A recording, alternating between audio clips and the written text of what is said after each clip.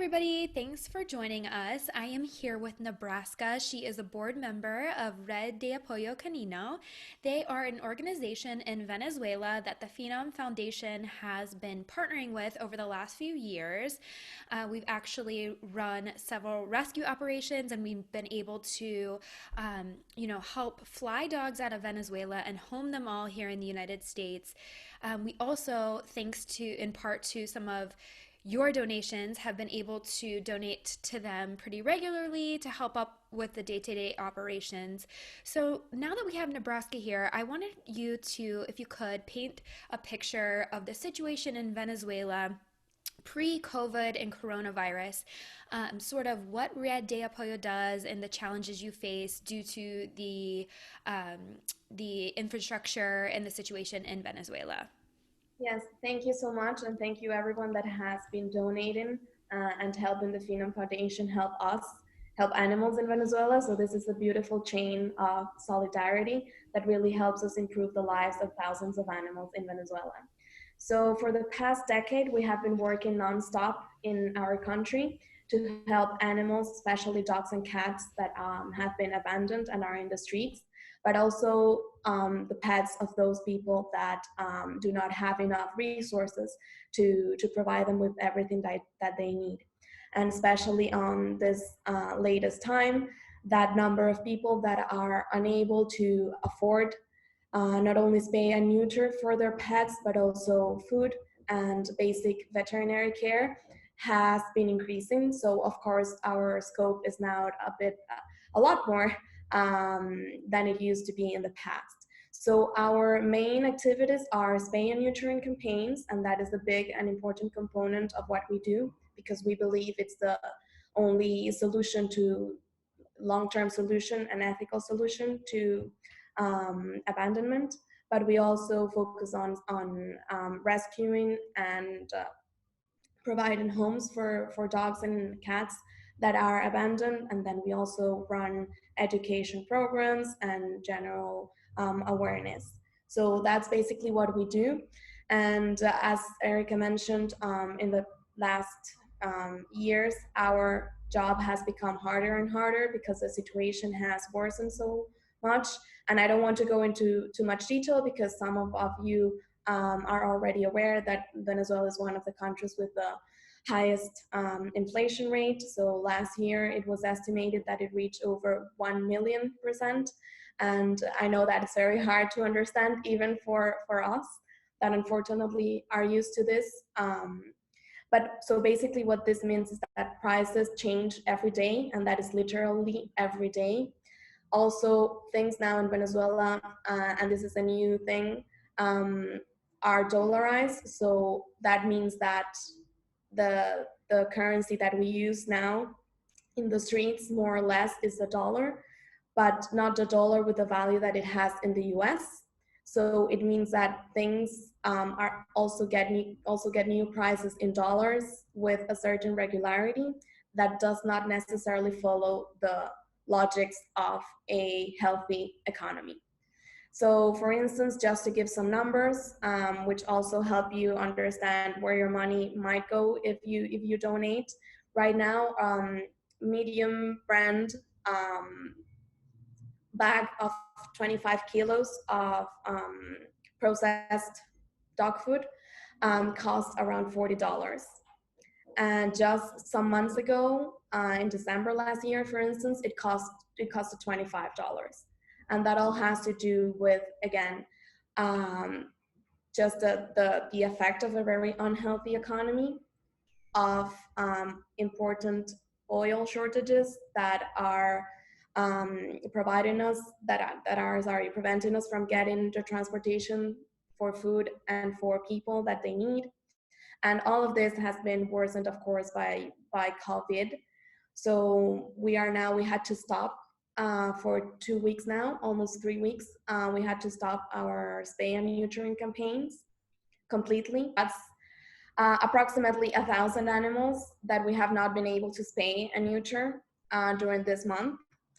And that, of course, impacts them, but it also impacts our team, the team that does all of this work and that have animals that they have rescued of their own. So that means between that and between some of the measures that we needed to take for the last few spay and neuter campaigns that we were able to conduct prior to the mandatory quarantine, we have been spending approximately $1,000 that we did not have scheduled, budgeted, sorry. And that for an organization like ours, it's a big impact. So, pre COVID, pre coronavirus, Venezuela citizens were in a dire situation themselves, and many of them had to abandon their dogs or fled the country and left their dogs. So, you were already dealing with an influx of almost a little bit more than you can handle, and kind of relying on these donations from groups like ours to stay afloat. And now, as you mentioned, the coronavirus has just sort of exasperated the means you do have. What do you think you could do? How much more is needed? And what can you do with those funds? And how many more dogs can you help right now? Of course. So there are two parts to that answer. The first one is that we do need to get ready for when things slowly get back to normal and normal, but you understand what I mean. So when we are able to start working again, which we understand will be under very different circumstances, and that we will probably won't be able to spay and neuter as many animals per campaign as we have been doing in the past, which, as I mentioned, was approximately 50 animals per campaign. So we need to get ready for when we can start helping again.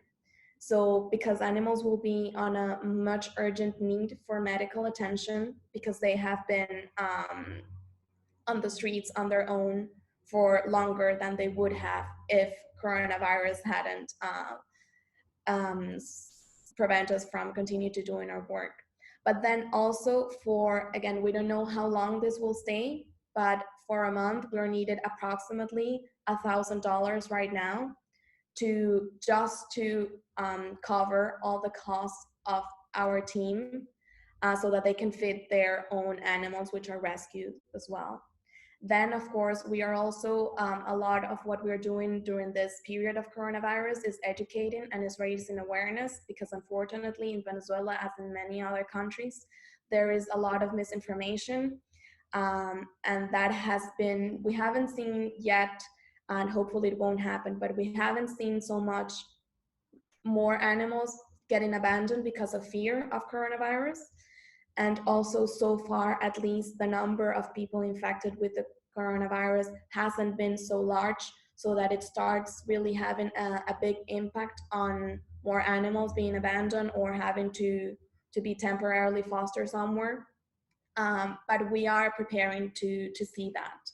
Also, another thing that we are doing in terms of educating and asking people is that if they can extend the parts. So this is especially for small and independent people that already go and have a group of animals that they feed in the streets. We are asking them to see if they can stretch a bit more and maybe walk 2 blocks more than they usually do so that they can feed and provide basic attention to the animals that are in those other 2 blocks. And this has to do with coronavirus, but also with, again, the unfortunate situation that our country is in. So what we're trying to do is make sure that less number of animals are left on their own as a result of people not being in the streets and things not being as they used to be. Because of course, a lot of animals depend on people being out in the streets and leaving them some food, some water. So that's what we're trying to do. But of course, again, in such a situation, it's very hard for these people that were already stretched on trying to feed these animals to us and to take on more responsibility. So what we are doing is with these groups of people that we already know and that we have time, we have been working with them for some time now. We are providing them with extra resources so that they can feed and provide some basic attention to more animals within their communities. So basically, right now, the dire needs are funds to be able to provide resources and feed the dogs in Red de Apoyo's care, as well as the street dogs that you also care for through partners or people who just help and walk the streets. So if people were to donate, first and foremost, it would go toward making sure the animals are able to be fed. Maybe you can talk about how many are in your care, how much it costs to feed them today, Yes. because I know the prices change quite often, and what you sort of need to stay afloat and keep the dogs fed. We basically have around 300 dogs and approximately 100 cats that depend on our work in different levels. So approximately 75% of that number depends exclusively on our organization and the work that we do and the food and the resources that we are able to provide them. As you mentioned, we do that through partners, but then also we have kind of a shelter of our own where approximately 100 animals are fostered at the moment, which have very little chance, unfortunately, of being adopted in general, and of course, even less in this situation. So all the resources would go first to that group and then to all of the other animals that or people that feed those animals that, as I mentioned, are in the streets. And that is people that we have been working with for quite some time. But also now we are seeing that more and more new people are approaching us to ask for resources because, again, there's less people in the street, and the few people that are don't have gasoline to move on their cars or anything. So people are really trying to stretch even more their already scarce resources, but then they also need some support. So we are receiving and trying to accommodate those needs as we have funds available. And then, you know, like we've been talking, the situation's become dire and even more urgent, and there's reason to believe that perhaps the government would be euthanizing dogs because they're aware of the situation, and this would likely be done in a violent and inhumane way. I don't know if there's anything you could say about this. Is this just rumor or hearsay? So we have, of course, a network of people that care for animals, and we are always interconnected. And unfortunately, in the last few weeks, we've received more and more alerts from these people that in a very specific area of our country that's called Los Roques, which some people might recognize because it's a paradise. It has beautiful beaches, and once it used to be a very popular touristic and exclusive destination in our country. So this is a set of islands, of very small islands, where our organization was one of the first that did an important population control management through massive spay and neuter campaigns. And the population of street dogs there was under control. But now, of course, because a lot of the work was not continued, um, apparently the situation has ran out of control again. And unfortunately, instead of looking at spaying and neutering, they are looking at just removing or extracting, as they use, the dogs from the set of islands. And as you said, they will basically kill them in the most inhumane way possible. So we're working our lobby network to try to prevent that situation and to offer our spay and neutering capabilities to be able to do something for those dogs. But we are, of course, very scared, not only because of, or not only for that pack of dogs, but also because that might set a precedent for what could be done in other situations.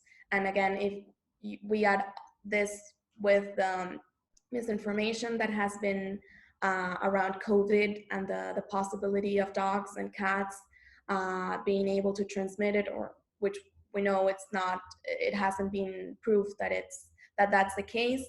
The scenario we're looking at is one that scares us very, very much. So that's why it's extremely important that not only do we get in donations to use for the food, but we use to build up that spay and neuter campaign so that when things do sort of return to normal, you guys have a cushion in place to be able to go out and continue on with these campaigns. Yes, exactly. And also, especially our spay and neuter campaigns are done specifically in Caracas, in the city capital. But we also go to some other states where we already have established groups, and there the need was already very, very, very high. And unfortunately, when this kicked in, we already had scheduled two very important 4 days campaign in those areas. And we know that once we are able to go back there, the situation will be even worse. So we'll probably start by prioritizing cases where we start and take in um, female dogs that are in heat, or very old dogs that need again urgent medical attention or veterinary care. So all of this we know it are going to be very complicated and non our routine procedures or routine cases, because again they would have been in the streets for longer. So that is why your donations would be so important in order for us to prepare. And as of right now, unfortunately, the borders are closed, so no merchandise is allowed into the country. But with the few things that were already in the country, we're trying to acquire all the medication and all the things that we need to get ready for when we are able to start again. Great. And how can they donate directly to you? So we have different ways that people can use to donate directly to us. The easiest one for some is through our PayPal account, which is paypal.com/red de apoyo canino, which we can Link. write for Yeah. people, type for people.